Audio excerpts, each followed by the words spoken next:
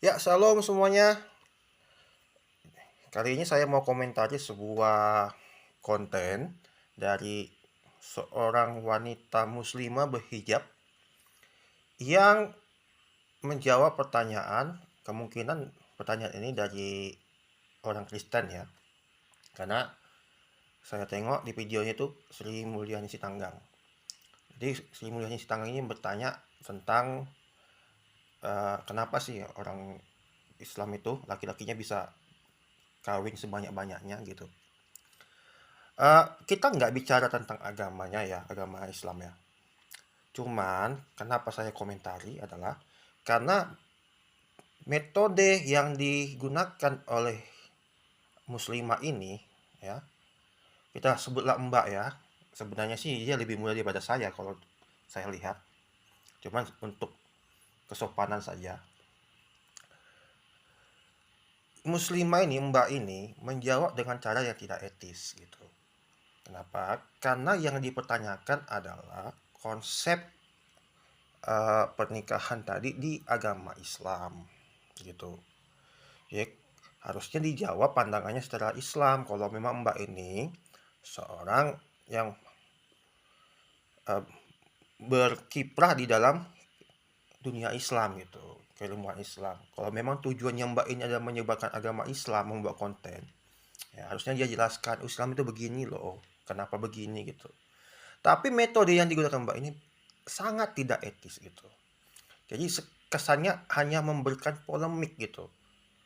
Hanya ya udah gitu ya. Aku nggak mau kalah. Aku nggak bisa jawab ini dengan cara apa. Pokoknya aku hina aja, hina balik lah gitu. Bagi dia mungkin pola pikirnya seperti itu gitu. Ya bukan mungkin ya, tapi ya kalau dari gestur bicaranya ya memang dia tujuannya memang mau menghina agama Kristen gitu. Kedoknya saja. Nah, kita simak videonya. Seluruh alam, kok nggak ada pengaruh untuk umat? Yang ada rahmat untuk kaum laki-laki bisa kawin sebanyak-banyaknya. Hah? Sebanyak-banyaknya? Di mana? Di sini. Kisah Salomo yang dimana di dalam Al-Quran bernama Nabi Sulaiman, dia memiliki 700 istri dan 300 budak. Dan khusus di dalam Al-Quran, di luar dari berapa jumlah istri dari Nabi Sulaiman, hal tersebut hanyalah sejarah, tidak ada kaitannya dengan syariat atau hukum yang... Oke. Yang pertama saya komentari dari yang paling ujung tadi ya. Bagi dia Sulaiman tadi hanyalah kisah sejarah, tidak ada hubungan dengan syariat. Oke. Jadi kalau syariat itu artinya hukum agama ya, teman-teman. Nah, itu yang pertama. Yang kedua, dia bilang Salomo yang dalam Islam disebut dengan Nabi Sulaiman. Oke. Nah, yang ketiga, dia bilang soal 700 istri dan 300 kundik. Nah, oke. Kita jawab nih. Yang pertama, Mbak, saya bicara tentang soal status Salomo ya. Salomo itu, Mbak, di Alkitab tidak pernah diangkat jadi nabi. Pahami baik-baik ya, Mbak ya. Salomo itu tidak pernah diangkat menjadi nabi. Oke. Nah, tetapi kalau Mbak bicara tentang Al-Quran, sesuai dengan yang pernyataan Mbak tadi, ya, Sulaiman itu adalah nabi orang Islam. Ya, jadi kalau nabi orang Islam itu kan katanya maksum. Semua perbuatannya dianggap benar. Kan begitu ya? Dianggap benar. Jadi, kalau misalkan Sulaiman tadi poligami, ya kan? Ya memang wajar kalau Islam pun poligami karena nabinya poligami. Kan begitu. Poligami itu tidak dosa bagi Tuhannya Mbak gitu. Bagi Allahnya Mbak itu tidak dosa. Nah, tapi tapi bagi Tuhan kami itu dosa gitu. Nah, bagi Tuhan kami, Allah kami yang bernama Yahweh itu adalah dosa, Mbak, gitu. Nanti akan saya tunjukkan ya bacaannya di mana, Mbak. Nah, oke, yang kedua, Mbak bilang itu cuma sejarah dan bukan syariat. Mbak, yang namanya nabi otomatis ya kan, itu syariat, Mbak.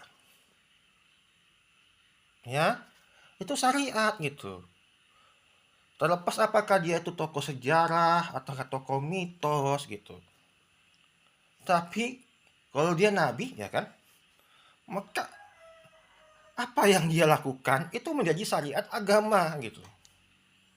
Yang mengakui kenabian dia gitu. Harus pahami, jadi jangan mbak bohong gitu. Oh iya, cuma sejarah gitu. Nggak syariat. Astaga mbak gitu. Kita sama-sama dewasa mbak gitu. Dia nabi mbak di Islam gitu. Di Kristen enggak. Mbak tanya sama orang Yahudi. Ya, mungkin sama Rabi Yakob itu. Orang Yahudi yang terkenal di agama Yahudi yang ada di Indonesia ini kan, Rabi Yakob. Apakah Sulaiman itu atau Salomo itu nabi? Enggak. Coba tidak gitu. Jadi bedakan mbak ya. Nah, oke mbak, kita baca ayat Alkitabnya ya. Jadi gini mbak, saya mau cerita dikit juga mbak. Yang namanya Alkitab ya, Alkitab itu kan itu bacaan mbak ya. Nah, Alkitab itu bacaan mbak, bukan bukan bukan lisan gitu. Jadi kalau ada namanya bacaan, mbak baca itu ada yang namanya paragraf naratif mbak, ada eksposisif, ada deskriptif gitu ya. Jadi bentuk yang namanya bacaan itu ada teksnya. Nanti mbak belajar ke anak SMP mbak ya, supaya mbak itu paham. Mungkin mbak sudah terlalu tua, nggak lagi belajar tentang jenis-jenis paragraf. Nah, tujuan dibuat Alkitab itu mbak bukan sebagai kitab hukum. Pahami mbak ya, bukan sebagai kitab hukum. Jadi tujuan dari Alkitab itu adalah untuk pemberitaan. Ya, pemberitaan mbak. Namanya berita itu gimana sih gitu. Apa, siapa, bagaimana, gitu. Mengapa, di mana, dan kapan. Semua diceritakan secara faktualnya gitu. Jadi kalau misalkan mbak jadi pemberita, membacakan berita, mbak nggak boleh pilih-pilih berita ini baik, ini berita ini buruk, nggak boleh. Sampaikan apa adanya. Supaya apa? Supaya ya penerima berita tadi bisa gitu, bisa menyimpulkan apa yang terjadi ya. Jadi peristiwanya gimana, udah ceritakan aja gitu.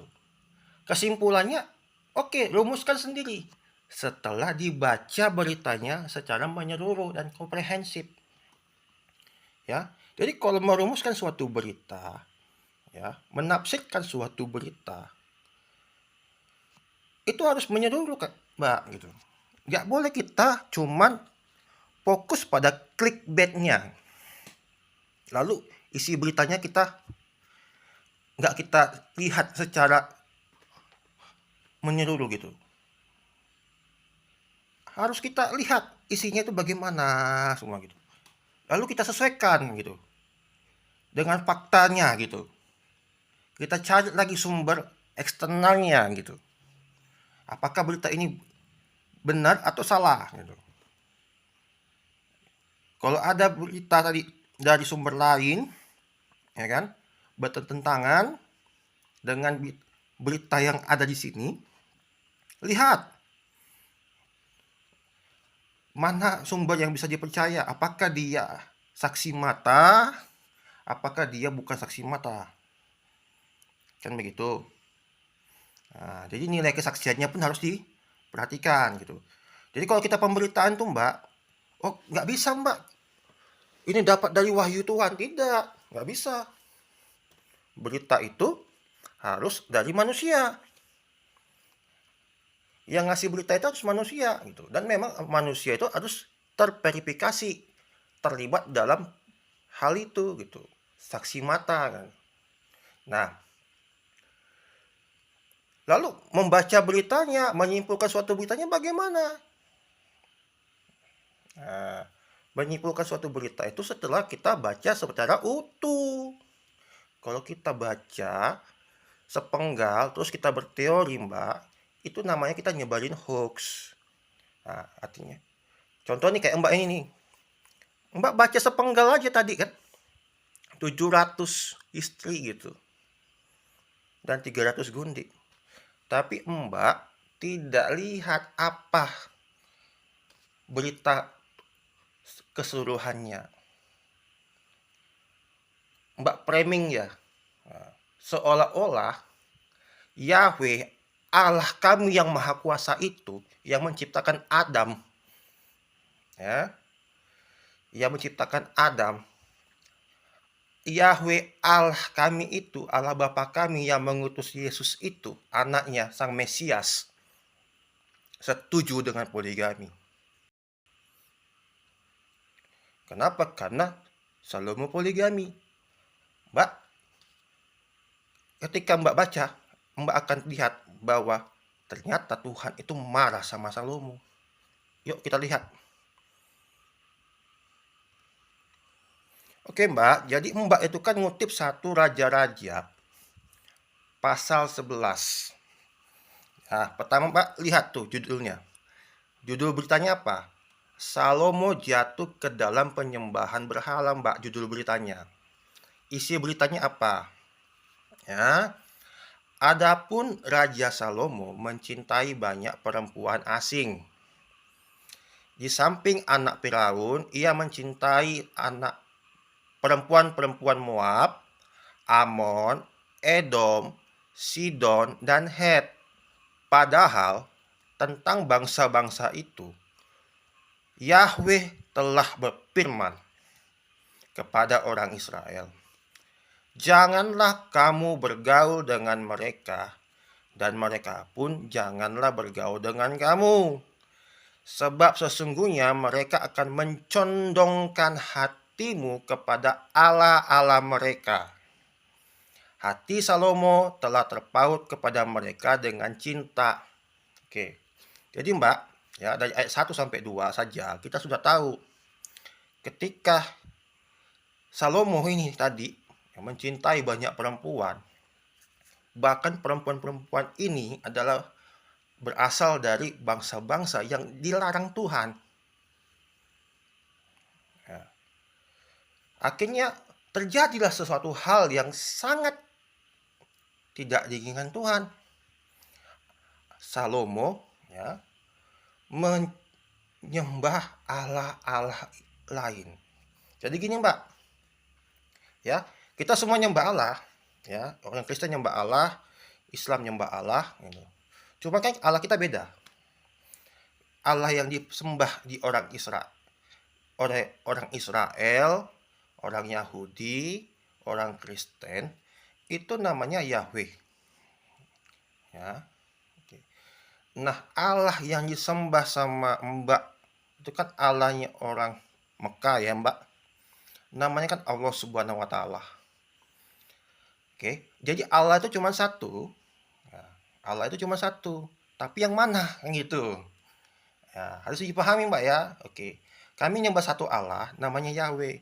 Mbak nyembah satu Allah namanya Allah SWT. Tidak terkait. Nah, cuman memang ada beberapa tokoh yang kita ributkan. Apakah Salomo ini Islam atau Kristen? Kan begitu. Nah, kita ribut nih, karena kalau orang Kristen sih bilang enggak, Salomo ini bukan orang Kristen, bukan orang Yahudi, gitu. Karena pada masa itu ya konsep agama belum ada. Ketika masa Salomo ini hidup, ya konsep agama itu belum ada gitu. Konsep agama ini kan baru ada setelah di era Yunani, Mbak. Yang gitu. Abad ke-6 sebelum Masehi gitu. Itu pun ya sesuai dengan nama dewanya kan gitu. Kalau dia nyembah dewa Baal atau Allahnya itu namanya Baal, ya namanya Baalisme. Kan gitu. Kalau dia nyembah kayak orang Israel itu kan sekarang kita bilang kan kalau orang Israel zaman dulu ya, dari zamannya Musa sampai dengan zamannya Yesus itu disebut sebagai Yahweisme. Bukan Yahudi, Pak. Yahweisme. Nanti begitu Yahweisme tadi terpecah, ya kan? Jadi Samaritanisme, Yudaisme, dan Kristen, baru ada Yudaisme. Terpecah. Tapi akar rumputnya tuh Yahweisme. Kenapa? Karena Allahnya satu, Yahweh gitu. Kalau orang Mbak kan tidak. Nah, kenapa dilarang? Karena kenapa yang namanya bergaul dan sampai memperistri bangsa-bangsa ini dilarang? Karena Allah bangsa ini berbeda. Ya. Oke, di ayat ketiga, ini ayat yang Mbak kutip, tapi tidak Mbak full bacanya. Ia, maksudnya Salomo ya, mempunyai 700 istri dan kaum bangsawan. Ya. Dan 300 gundik. Istri-istrinya itu menarik hatinya daripada Tuhan. Jadi Mbak cuma tengok itu aja 700 sampai sama 300. Nggak Mbak baca nih. Istri-istrinya itu menarik hatinya daripada Tuhan. Menurut Mbak itu bagus enggak? Gara-gara istri, ya kan? Jadi seorang suami lupa sama Tuhan. Bagus enggak seperti itu? Nah, apakah begitu memang kelakuan seorang nabi, Mbak? Enggak, Mbak. Enggak bisa seperti itu seorang nabi, Mbak. Makanya Salomo itu enggak jadi nabi, Mbak, di Alkitab. Ya, dia enggak punya pengaruh apa-apa nggak punya pengaruh syariat apa-apa di Kristen ataupun di Yahudi. Dia nggak punya kuasa hukum agama. Nah, gitu. Tapi kalau di Islam dia kan nabi, Mbak. Dia punya kuasa hukum agama, Mbak. Nah, Mbak ngikuti para nabi kan? Para nabinya Mbak. Berarti Mbak ngikutin kelakuannya sih Sulaiman. Bagi Mbak poligami itu ya nggak dosa gitu, nggak salah. Nah, kalau bagi kami ya salah, Mbak, gitu. Coba Mbak tunjukkan ke kami mana nabi kami yang kami akui sebagai nabi yang poligami, Mbak. Nggak ada. Oh, Daud itu kan poligami. Iya, Daud poligami, tapi bukan nabi. Orang Kristen, orang Yahudi nggak pernah sebut dia nabi. Abraham poligami, iya, tapi bukan nabi. Nggak pernah kami sebut dia nabi. Orang Mbak yang bilang dia nabi, orang-orang orang-orang non-Kristen dan orang non-Yahudi yang menyebut dia nabi. Sementara di internal kami saya tidak gitu. Oke. Sebab pada waktu Salomo sudah tua, istri-istrinya itu mencondongkan hatinya kepada Allah-Allah lain. Nah, sehingga ia tidak dengan sepenuh hati berpaut kepada Tuhan Allahnya. Ya, di situ Mbak, Tuhan itu cetak ya, berarti itu sebenarnya tujuannya ke Yahweh. Berpaut hati kepada Yahweh Allahnya. Ya, kata Allah di situ Mbak, ada kata diikuti dengan katanya, kata ganti kepemilikan, posisi adjektif. Artinya Allah itu bukan nama, Mbak, bukan nama. Ya, namanya nama nggak boleh pakai posisi adjektif, Mbak. Allah itu apa? Jabatannya. Paham, Mbak ya? Seperti Daud ayahnya. Nah, jadi yang nama itu adalah Daud, bukan ayah. Nah, begitu pula nih, yang nama itu Yahweh, bukan Allah. Ayat kelima, demikianlah Salomo mengikuti Asitoret, dewi orang Sidon, ya, dan mengikuti Milkom, dewi kejijikan sembahan orang Amon. Dan Salomo melakukan apa yang jahat di mata Tuhan. Dan ia tidak dengan sepenuh hati mengikuti Tuhan, seperti Daud ayahnya. Mbak, Salomo, ya, atau yang Mbak sebut sebagai Nabi Sulaiman, itu nyembah Tuhan lain, Mbak, Allah lain, Mbak. Mbak ikutin lah. Kenapa? Karena dia nabinya Mbak. Kayak gitu. Karena Mbak mengakui dia sebagai nabi. Mbak ikutin lah, sembahlah Asitoret, Sidon, Milkom, siapalah lagi nabi dewa-dewa ini gitu. Sembahlah gitu. Kalau kami nggak kami sembah, kenapa? Tidak nabi. Salomo bukan nabi, dia manusia biasa. Salomo bukan nabi, dia tidak maksum. Dia berdosa. Apa dosanya? Ini dia. 1 Raja-Raja 11. Kalau nggak ditulis ini Mbak, ya, kami nggak tahu dia punya dosa. Dibilang orang dia nabi, kami percaya saja. Tapi karena namanya Alkitab itu adalah pemberitaan, oh kami tahu Salomo itu ternyata pendosa. Di hari tuanya dia pendosa. Untung nggak pernah dituliskan Salomo dia jadi nabi. Itulah tujuannya berita. Dari berita tadilah diambil kesimpulan dan hukum. Kalau langsung dibuat hukumnya tapi nggak tahu ceritanya, nggak tahu beritanya, itu namanya ceroboh. Yang gitu. Namanya ceroboh. Buat hukum harus tahu dulu. Objek hukumnya gimana, latar belakang hukumnya gimana gitu. Kisahnya itu bagaimana sehingga ini perlu dibuat gitu. Itu. Ya. Pada waktu itu salkit pengorbanan bagi Kamos, dewa kejijikan sembahan orang Moab di gunung di sebelah timur Yerusalem, bagi Molok, dewa kejijikan sembahan Bani Amon. Demikian juga dilakukannya bagi semua istrinya orang-orang asing itu yang mempersembahkan korban ukupan dan korban sembelihan kepada Allah-Allah mereka. Jadi Mbak, yang namanya hewan kurban itu di semua tradisi, ya, mau agama apapun, mau keyakinan apapun, bahkan termasuk berhala sekalipun, itu punya ibadah korban. Ya, punya hewan korban.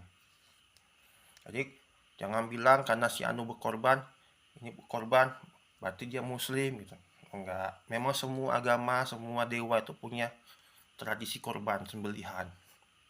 Ya.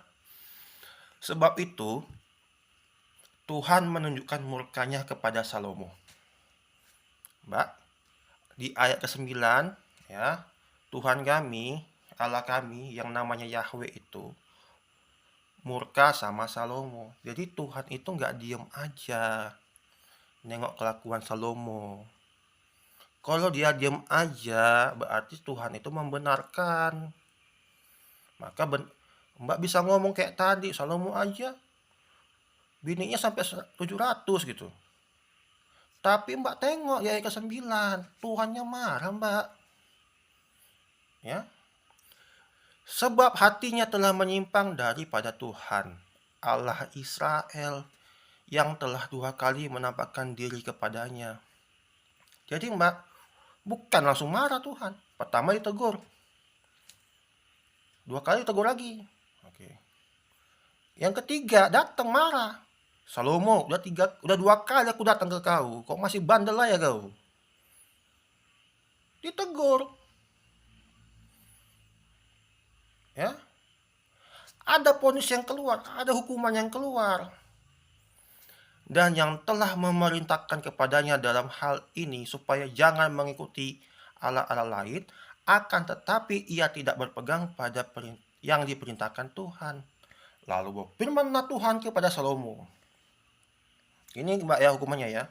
Oleh karena begitu kelakuanmu, yakni engkau tidak berpegang pada perjanjian dan segala ketetapanku yang telah kuperintahkan kepadamu, maka sesungguhnya aku akan mengoyakkan kerajaan itu daripadamu dan akan memberikannya kepada hambamu. Bayangkan Mbak, gara-gara kelakuannya si Salomo tadi, kerajaan yang dipimpinnya tadi bakal dikoyak, dipecah-pecah kepada para punggawa kerajaannya si Salomo. Ya, hanya pada waktu hidupmu ini aku belum mau melakukannya, oleh karena Daud ayahmu. Dari tangan anakmu lah aku akan mengoyakkannya. Oke. Jadi, Mbak, hukuman itu tidak diterima oleh Salomo, tapi diterima oleh anaknya Salomo. Ya. Nggak adil, Mbak. Mau Mbak bilang itu adil atau enggak, realitanya itu memang seperti itu, Mbak. Semua orang yang berpoligami, yang menderita itu bukan mereka, tapi anak mereka. Yang berpoligami itu senang-senang aja, ketawa ketiwi, bersenang-senang. Ya, dia bisa menggilir bininya itu. Oke, di hari ini sama si A, besok sama si B, sama si C, si D gitu. Dia cuma taunya enak gitu. Yang poligami itu. Mbak yang di poligami cuma taunya enak. Yang sengsara siapa? Anaknya Mbak. Gimana cerita sengsaranya gitu? Banyak ceritanya, Mbak. Kalau ditanya seperti itu, kenapa anak Mbak bisa sengsara? Yang pertama, ya, dia tidak lagi istimewa bagi orang tuanya. Ya, jangankan dia, Mbak saja pun nggak istimewa lagi sama suami. Harga Mbak itu ya udah sekedar perempuan. Pakai punya anak, kasih makan. Udah. Habis itu pergi ke tempat yang lain. Nggak ada harganya, Mbak. Dalam prakteknya itu di kehidupan sehari-hari, Mbak. Mbak saya juga begitu kan. Apalagi anak Mbak. Bukan cuma kau yang manggilku bapak. Memang begitu, Mbak, kodratnya Mbak laki-laki, Mbak. Ya, ketika Mbak nanti misalkan sebagai perempuan, ya, ketika Mbak ini, saya tengok ini ya, masih muda, mungkin Mbak berpikir pasangan Mbak saat ini apakah pacar ataukah suami akan selamanya tergila-gila sama Mbak gitu. Karena ya apapun lah merasa jadi lebih cantik gitu, tergila-gila gitu. Ingat Mbak akan tua, suami Mbak boleh cari pasangan lain, boleh pasangan lain. Kalau Mbak tidak bersedia, Mbak silakan keluar dari rumah itu. Ya, Mbak silakan keluar dari rumah itu. Semoga pada saat Mbak keluar, Mbak masih punya orang tua atau saudara laki-laki yang bisa nampung Mbak. Semoga. Ya. Apakah anak Mbak bisa Mbak bawa? Kalau Mbak punya ekonomi, bisa Mbak bawa. Tapi kalau Mbak nggak punya ekonomi, dia tinggal di rumah mantan suami Mbak sama istrinya yang lain. Ya. Apa yang terjadi di rumah itu, anak Mbak pasti diperlakukan tidak adil. Saudaranya punya ayah dan ibu, dia tidak punya ibu. Namanya ayah gak bisa seperti ibu. Ya, yang menderita siapa? Anak Mbak. Jangankan saat Mbak disuruh pergi gitu, Mbak masih di rumah itu aja. Ya, namanya anak itu pasti minta ke ibu. Ma, aku mau minta ini gitu. Udah. Ketika suami Mbak punya 4 istri, istri yang lain tahu Mbak minta sesuatu, pasti ribut. Udah hukum malam. Pasti ribut, Mbak. Mbak bilang nggak boleh poligami kalau nggak adil, nggak sanggup. Ya memang nggak akan sanggup, Mbak. Tapi apakah orang tidak poligami? Tetap poligami, Mbak. Tetap. Kenapa? Karena agama Mbak bolehkan. Alasannya apa? Yes, Sulaiman aja poligami kok. Salomo aja poligami kok. Dia nabi itu. Itu alasannya gitu. Agamanya Mbak gitu. Sama kayak yang Mbak bilang tadi kan. Salomo aja 700 tuh bininya. Masa kami cuma 4 nggak boleh? Jangan kan 4, Mbak. 2 saja pasti ribut. Pasti ribut. Ya. Kita lihat nih, Mbak. Daud. Apakah dia poligami? Poligami. Apakah dia nabi? Di Islam dia nabi, di Kristen tidak. Lalu apa hasilnya? Hasilnya anak Daud yang perempuan diperkosa sama anaknya Daud yang laki-laki. Bayangkan dulu, saudara satu ayah, beda ibu.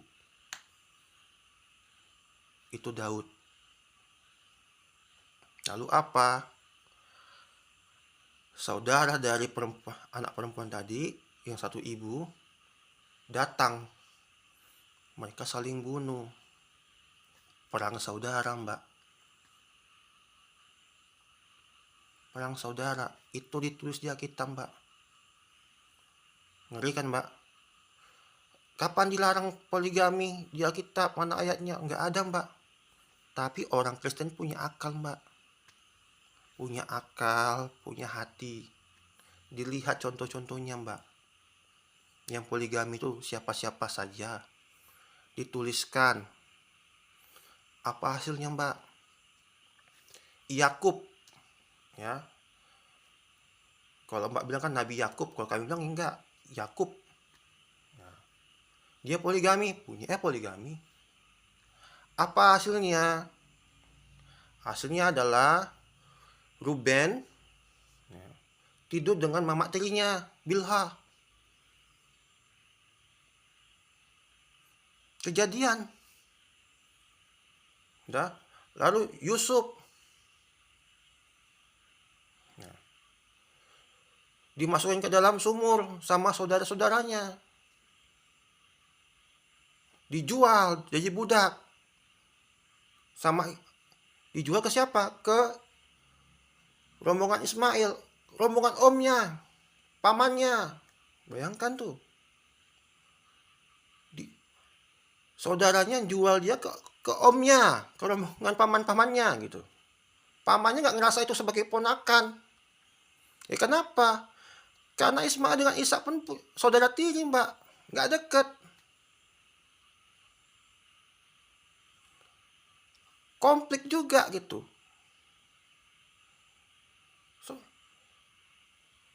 Tega dia. Jadi tega. Kenapa? Nggak ada hubungan batin.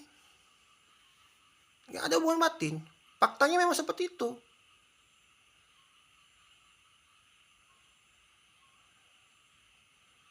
Sementara siapa? Si Yakub tadi punya 4 istri. Ya, 2 istri sah, 2 gundik.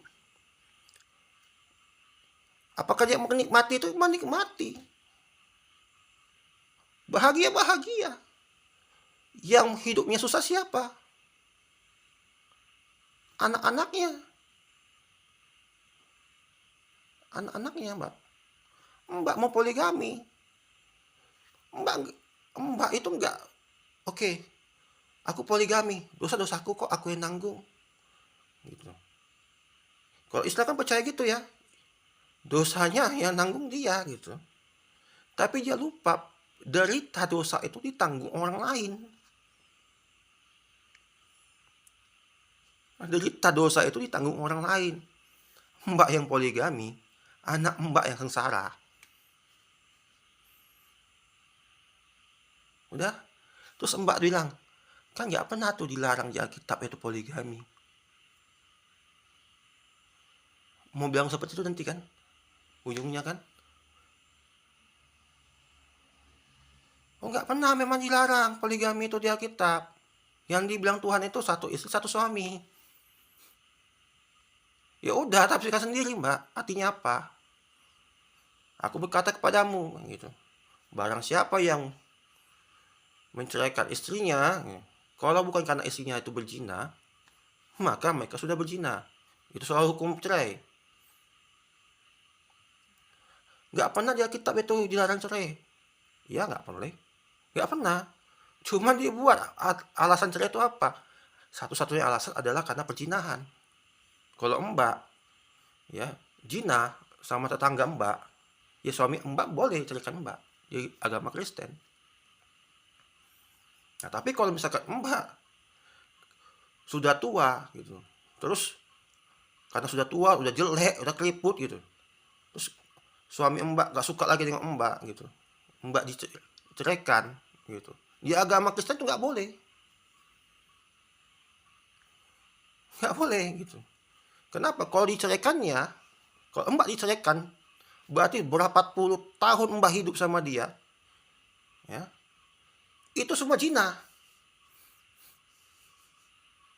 Itu semua zina. Setiap hubungan suami istri yang Mbak lakukan sama dia, itu semua zina jadinya. Itu di agama Kristen. Begitu Mbak cerai. Nah, poligami. Ya, kalau dikatakan soal poligami, tubuh suami milik istri, tubuh istri milik suami. Boleh nggak poligami?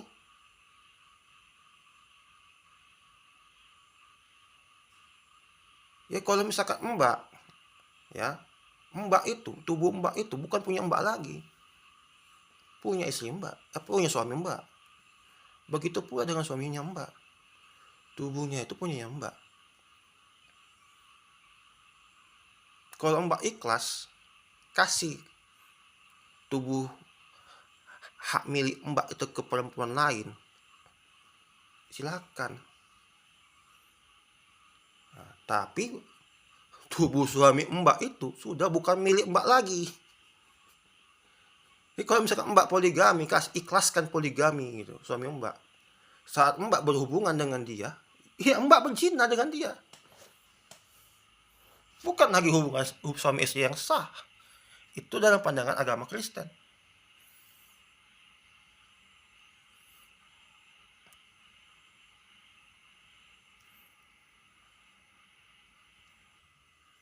Oke Mbak, coba ini ya, saya tunjukkan nih hukum perkawinan kami Mbak. Ya, jadi ini ada surat Rasul Paulus kepada jemaatnya di Korintus. Ya, surat yang pertama pasal yang ke-7.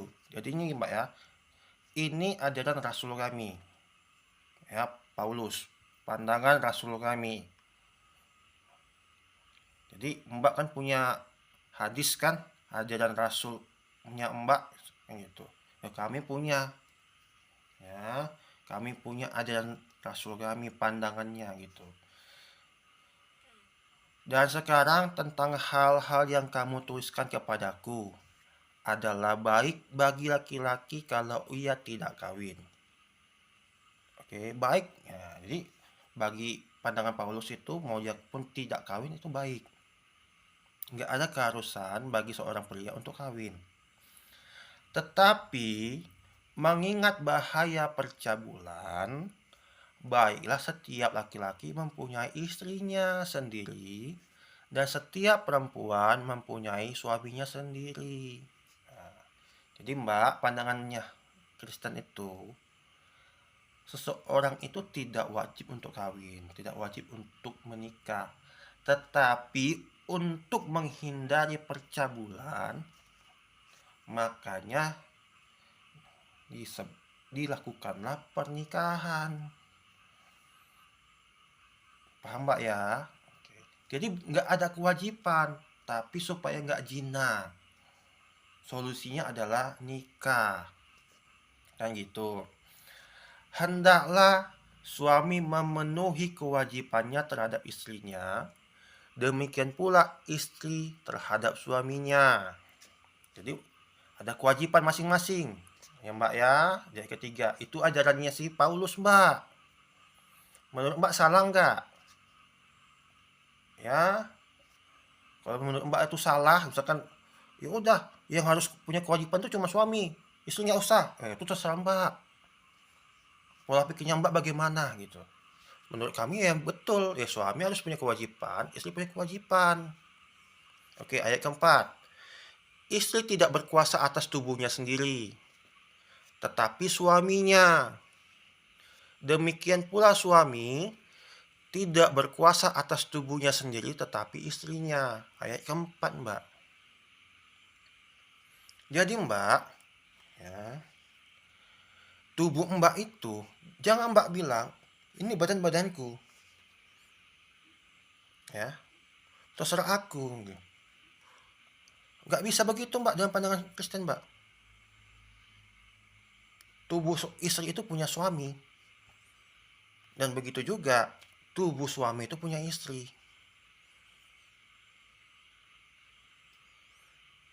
Ya namanya kepemilikan cuma dipegang satu orang Mbak. Nggak, ini bukan kepemilikan bersama gitu. Ini tubuh suami Mbak. Ya, Mbak kasih ke perempuan lain. Artinya apa? Udah bukan punya Mbak lagi. Tubuh suami Mbak tadi. Statusnya suami Mbak. Tapi begitu nanti dia datang malam-malam mau bersetubuh dengan. Kenapa? Karena status kepemilikannya sudah istri kedua.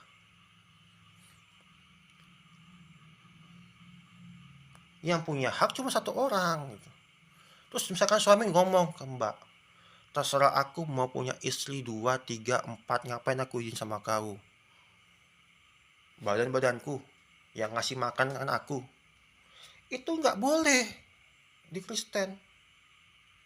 Kalau bilang ke suami, badan kau udah aku yang punya ya.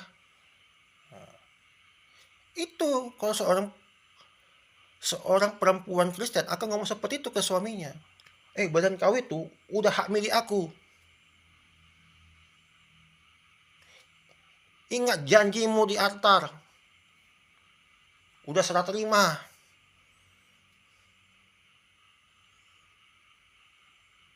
Jadi bukan, kalau di Islam kan bilang, kau udah kubayar. Kau ikuti apa kata suami. Nah, itu kan kalau di Islam, Mbak. Kalau di Kristen enggak. Kalau suami bilang seperti itu, ah, kau sudah bayar aku udah bayar kau. Nah, kita udah sama-sama beli. Nah, kau bayarnya dengan uang. Aku bayar dengan apa? Gitu. Ada yang kewajiban Mbak itu ada juga kan dalam pernikahan tadi. Jadi kewajiban Mbak ada, itulah yang menjadi dasar Mbak memiliki tubuh suami Mbak. Begitu pula dengan suami Mbak, ada kewajibannya, sehingga dia punya hak atas tubuh Mbak. Kalau misalkan Mbak izinkan suami Mbak untuk berpoligami, artinya tubuh suami Mbak sudah punya dia. Gitu. Bukan lagi punya Mbak. Kalau Mbak mau bersetubuh dengan suami Mbak, Mbak harus minta hak miliknya. Artinya apa? Terus istri kedua harus Mbak suruh cerai. Gitu. Janganlah kamu saling menjauhi kecuali dengan persetujuan bersama untuk sementara waktu, supaya kamu mendapat kesempatan untuk berdoa. Nah, jadi nggak boleh jauh-jauhan nih, kecuali ada dengan alasan pengen waktu privat ibadah. Nah, nggak boleh di dalam Kristen. Dia harus tetap intim sebagai suami istri. Sesudah itu hendaklah kamu kembali hidup bersama supaya iblis jangan menggodai kamu karena kamu tidak tahan bertarak. Nah, jadi contohnya Mbak ya, Mbak boleh pisah ranjang ya, dengan alasan pengen waktu untuk ibadah. Contoh nih, Mbak mau doa malam nih. Ya. Kalau ada suami kan pasti mbak kan terganggu. Ya boleh mbak pisah ranjang. Udah ibadah. Setelah itu ya udah balik lagi. Kalau misalkan mbak dalam waktu yang lama ya takutnya digoda setan, takutnya suami mbak nanti cari kesenangan di luar sana gitu, cari suami, cari istri yang lain gitu. Apalagi kalau di agama mbak kan nggak perlu pakai izin kan, suami kalau mau kawin lagi ya udah kawin aja, nggak usah izin sama istri pertama, nggak perlu. Itu kalau di Islam mbak. Nah, kalau di Kristen nggak, ya di Kristen nggak boleh. Kenapa? Ya, walaupun ini misalkan hanya pandangan seorang rasul, bukan firman Tuhan, tetapi ini dibuat berdasarkan pengalaman hidup. Nah, pengalaman hidup siapa? Tokoh-tokoh yang ada di Alkitab. Ya, tokoh-tokoh yang ada di Alkitab, mulai dari kitab Perjanjian, ya, sampai dengan Maleakhi. Di Perjanjian Lama itu semua dilihat kecenderungannya. Ketika sesuatu hal dilakukan, konsekuensinya apa? Nah, jadi yang seperti yang saya sampaikan, Alkitab itu tujuannya itu adalah pemberitaan. Itu alat pemberitaan, Mbak. Alkitab itu alat pemberitaan. Jadi bukan alat hukum. Hukum itu nanti dirumuskan setelah kita lihat itu apa kejadian di Alkitab. Jangan begini, jangan begini, jangan begini, jangan begini gitu.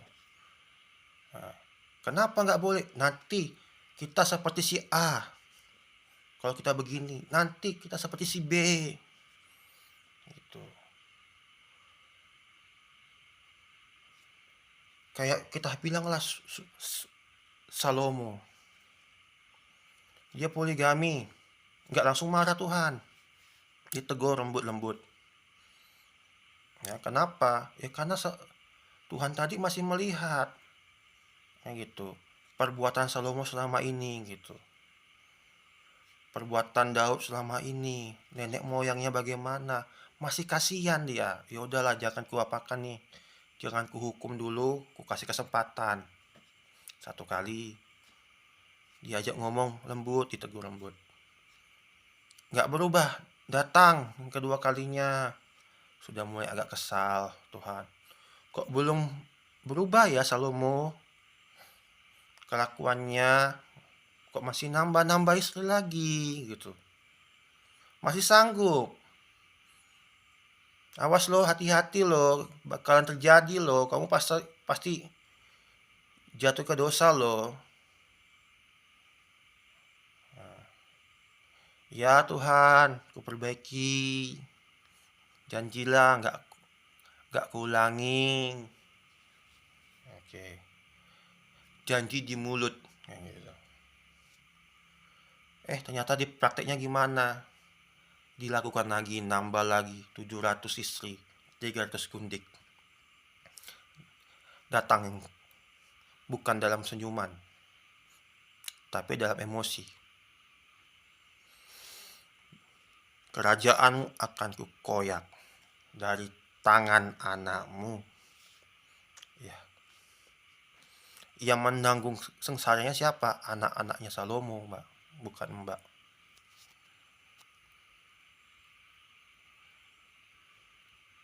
Ya. Yang sengsara bukan Mbak, tapi anaknya Mbak.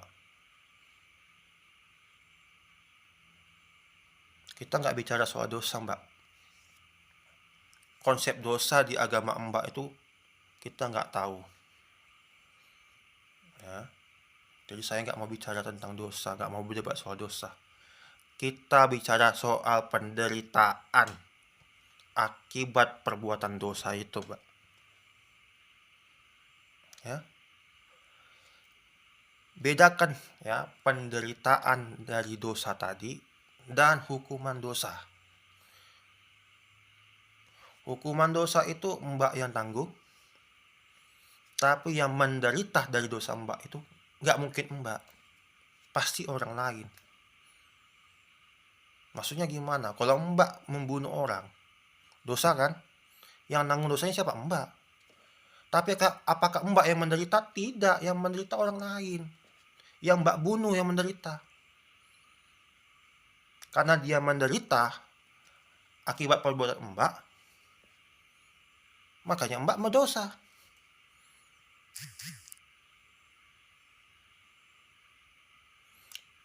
Ya, karena Mbak menyakiti orang, makanya Mbak berdosa.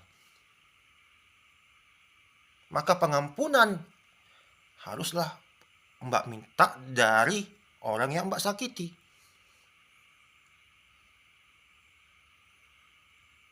Mbak minta pengampunan ke Tuhan hanya berlaku kalau Tuhan yang Mbak sakiti. Tapi kalau misalkan Mbak bicara tentang anak, Mbak poligami, hasilnya apa? Yang sengsara itu anaknya Mbak. Lalu Mbak minta pengampunan ke Tuhan. Nggak laku Mbak, nggak laku. Nggak bisa Tuhan ampuni itu. Yang bisa mengampuni itu siapa? Anak Mbak. Ya, yang bisa mengampuni anak Mbak. Kenapa? Kesalahan tadi yang tanggung penderitaannya anaknya Mbak. Tuhannya mau ngapain?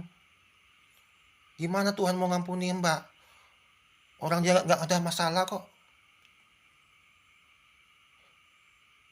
Ya, dia nggak ada masalah kok, nggak menderita. Yang menderita siapa? Anaknya Mbak. Yang tidak sekolah, tidak bisa sekolah. Anaknya Mbak. Udah. Yang tidak bisa merasakan hangatnya keluarga itu siapa? Anaknya Mbak. Yang jadi anak broken home siapa? Anaknya Mbak. Bukan Mbak.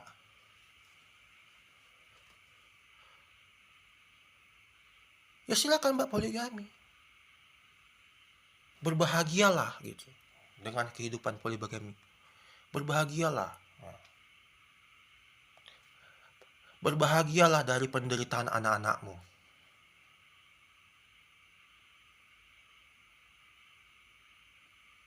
Berbahagialah engkau. Nikmatilah itu. Itu sudah jaminan Mbak. Nggak adil. Mau adil atau enggak, itu realita di lapangan. Hiduplah dalam realita di lapangan Mbak. Jangan hidup di angan-angan agama.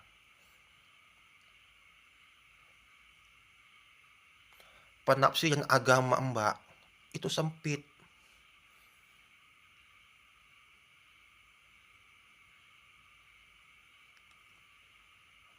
Mbak tidak bisa melihat ajaran agama Mbak dalam realita di kehidupan sehari-hari. Tapi Mbak sudah bicara tentang agama orang lain.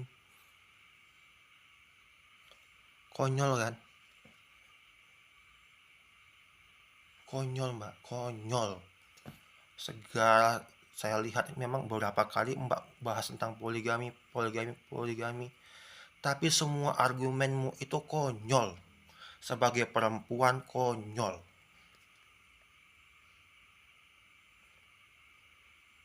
Mbak, jangankan suami poligami Mbak. Punya ibu sambung aja itu susah bagi seorang anak.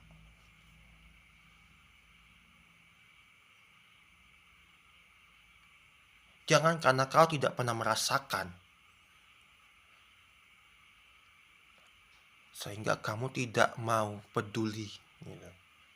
Jangan karena kamu tidak pernah merasakan. No problem gitu. Hiduplah dalam realita lapangan. Jangan bilang, mana ayatnya dilarang. Salomo saja begini. Kamu kurang baca. Ya. Kamu kurang baca. Oke. Sekian dari saya. Mungkin kita akan bahas topik-topik selanjutnya. Saya sangat berdoa agar Mbak ini otaknya terbuka dan bertobat. Apapun agama yang Mbak imani, itu hak Mbak, ya. Tapi imanilah mana yang benar. Jangan paksa kebenaran itu. Jangan karena kamu beragama ini, jadi pengajaran kamu pasti benar. Ya. Kita pun di agama kita pun masing-masing ya mengkritik gitu. Saya pun mengkritik. Seperti saya bilang tadi, apakah Tuhan bisa mengampuni manusia? Bisa, tapi nggak semua hal yang bisa diampuni dia. Itu saya mengkritik iman saya, Mbak.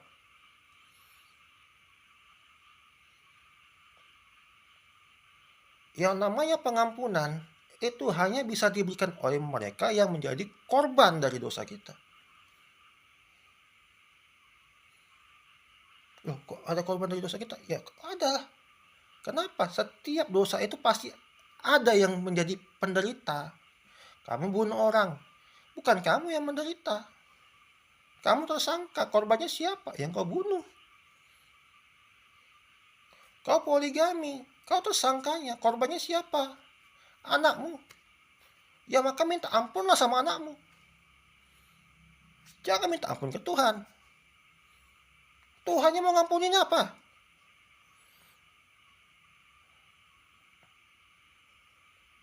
Yang gitu. Tuhannya mau ngampunin apa gitu? Loh, kau salahnya sama siapa? Kok minta ampun sama aku?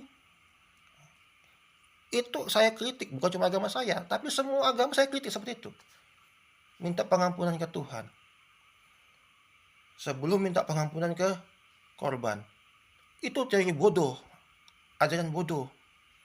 Tuhan tidak bisa mengampuni kamu kalau korban dosamu saja tidak mengampuni kamu. Nah, makanya Yesus mengatakan, ampunilah dosa kami seperti kami mengampuni dosa yang bersalah kepada kami. Bayangkan, Mbak. Jadi pengampunan itu nggak bisa diminta ke Tuhan doang. Nah, ya, kalau Mbak mau poligami silakan. Bagi Tuhan itu nggak dosa bagi Tuhan. Nah, tapi bagi anak Mbak itu dosa. Kenapa? Kenapa bagi anak Mbak itu dosa? Karena dialah yang menderita. Pasti, saya jamin. Ya, anakmu akan menderita.